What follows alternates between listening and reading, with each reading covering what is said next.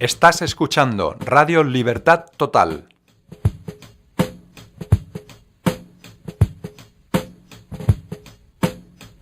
Porque el Señor es el Espíritu, y donde está el Espíritu de Dios, allí hay libertad.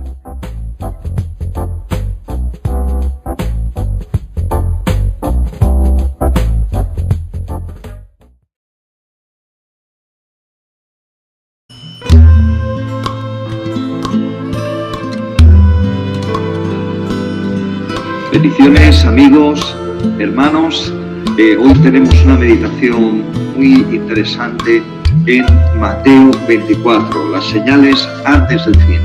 Y aquí el contexto en el cual esta palabra la dice Jesús es en el Monte de los Olivos, que está como unos 200 metros por encima del nivel de Jerusalén.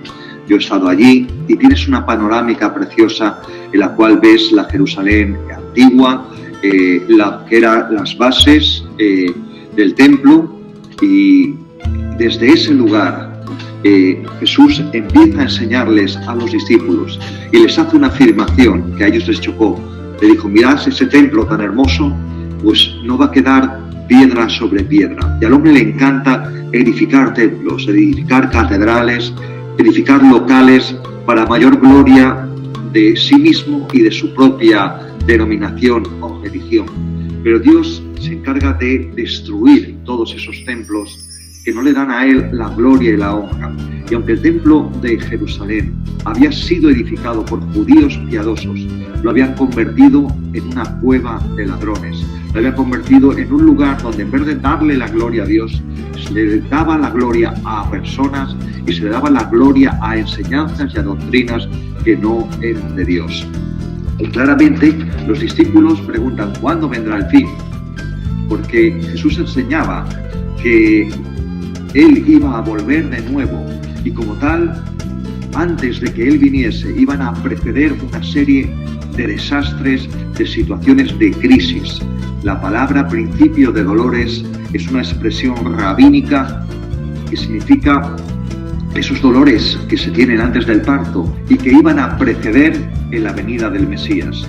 Cuando Jesús vino, en su primera venida, esos dolores no se cumplieron, aunque fueran muy parcialmente, pero en su segunda venida, ciertamente, todo esto que voy a decir ahora se va a cumplir.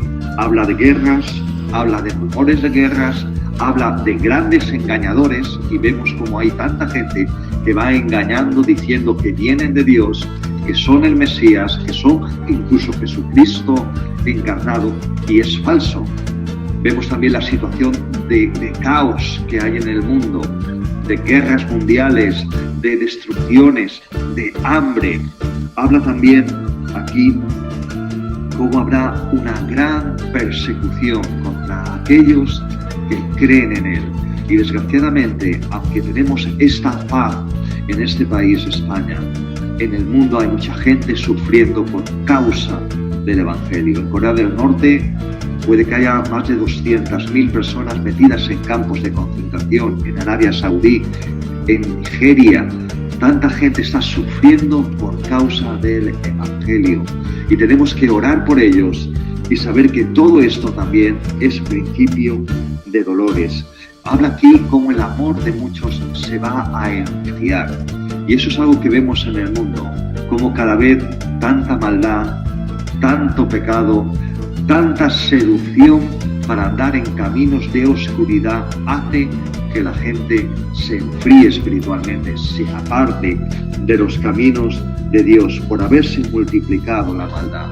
Esa es una de las señales, la multiplicación de la maldad. Otra cosa que habla de que ese evangelio será predicado en todo el mundo.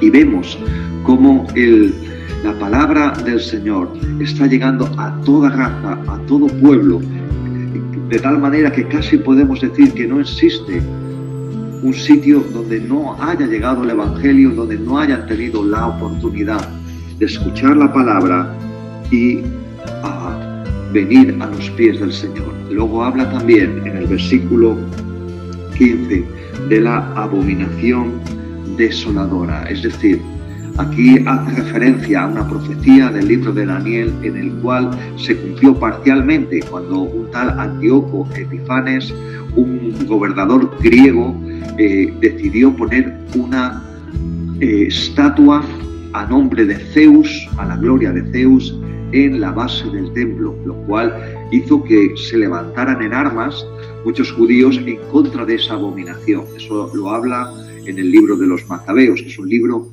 histórico, aunque no sea un libro canónico que tengamos que tener en la Biblia.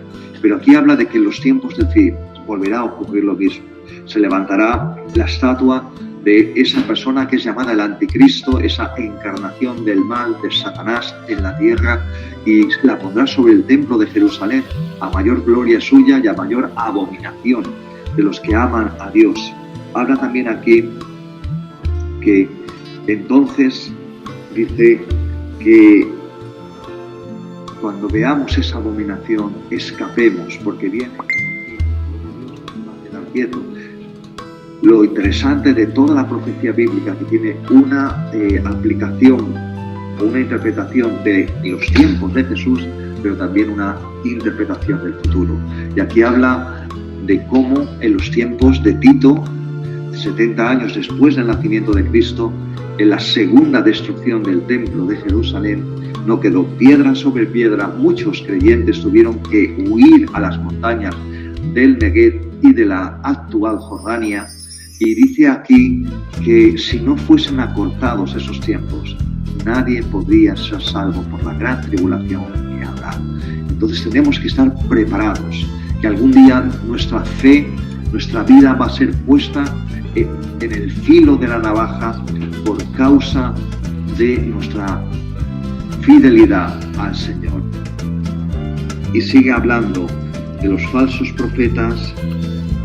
Y dice en el 27, porque como el relámpago sale del oriente hacia el occidente, así será la venida del Hijo del Hombre.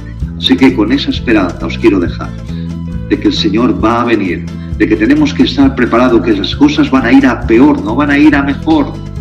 Que todos aquellos que dicen de que el mundo hay una progresión hacia un futuro mejor, es mentira. Dios va a intervenir como intervino en el pasado. Por mucha tecnología que tengamos, la gente utiliza la tecnología para el mal, no la utiliza para el bien. Así que, pues, estemos firmes, seamos fieles y cumplamos todos aquellos propósitos que el Señor tiene para nuestra vida. Que el Señor os bendiga mucho, os dé fuerzas en este día y con esta meditación de esta palabra os ayude a enfrentar todas las dificultades que tengáis.